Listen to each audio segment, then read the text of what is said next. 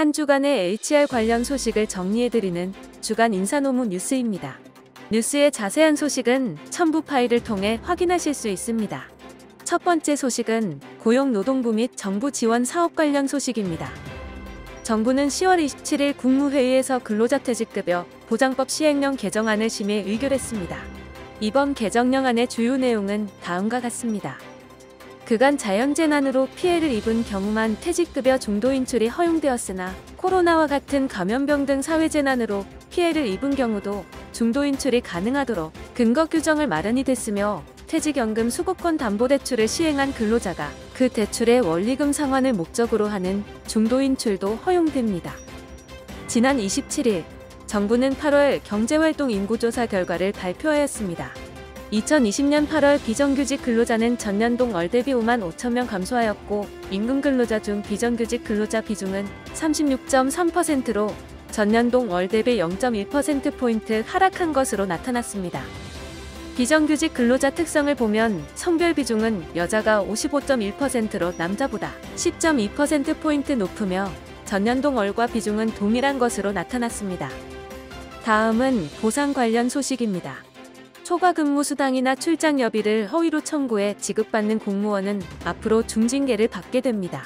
인사혁신처는 이일 상습적으로 부정한 방법을 통해 초과 근무 수당 등을 받는 공무원을 금액에 상관없이 중징계하는 내용을 담은 공무원 징계령 시행규칙 개정안을 3일부터 입법 예고한다고 밝혔습니다.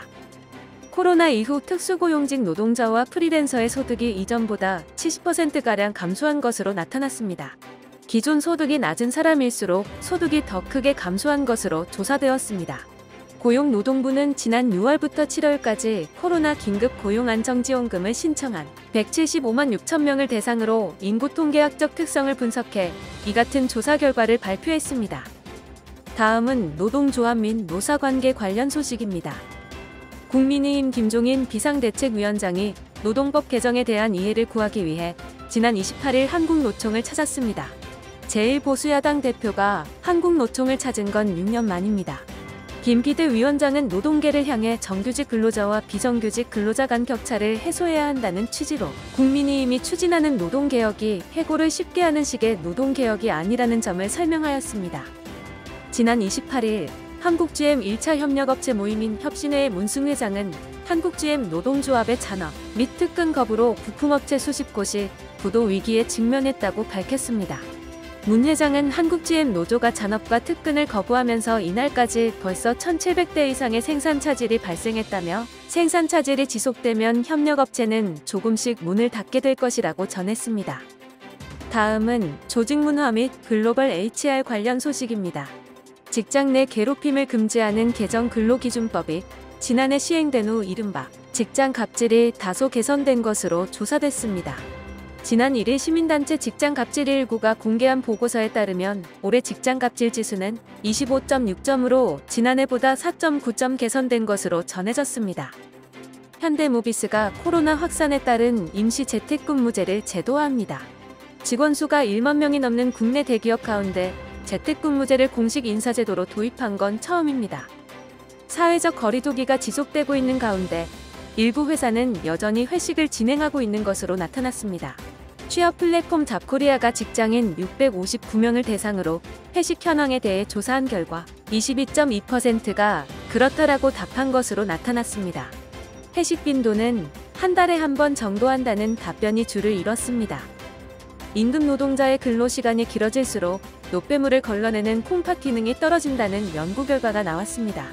연구팀은 이 연구 결과가 산업재해 보상의 과학적 근거가 될 것으로 예상했습니다. 업무상 과로 등으로 인해 만성 신장 질환이 발생해 악화했다는 산재 신청이 이어지고 있지만 그동안 상관관계를 밝히는 연구가 없어 적절한 보상이나 체계적인 관리가 이루어지지 못했기 때문입니다. 다음은 노무 및 법률 관련 소식입니다. 50에서 299인 중소기업에 대한 주 52시간 근무제 계도기간 종료를 앞둔 가운데 3곳 중 한 곳은 아직 도입조차 하지 않은 것으로 확인됐습니다. 취업포털 인크루트가 기업 822곳을 대상으로 주 52시간제 도입 실태에 대해 파악한 결과입니다. 미도입 이유로는 회사 측의 근로시간 단축 노력이 일치 없음 이 과반에 가까운 득표로 1위에 꼽혔습니다. 고섭 대표 노조가 소수노조의 단체협약 잠정 합의안을 마련하고도 알리지 않은 것은 공정 대표 의무 위반이라는 대법원 판결이 나왔습니다.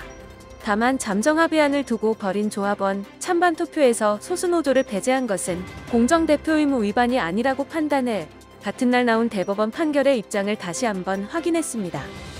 삼성화재에서 사고가 난 고객들을 상대로 사고 출동 서비스 업무를 대행한 에이전트들을 근로기준법상 근로자로 볼 수 없다는 법원 판결이 나왔습니다.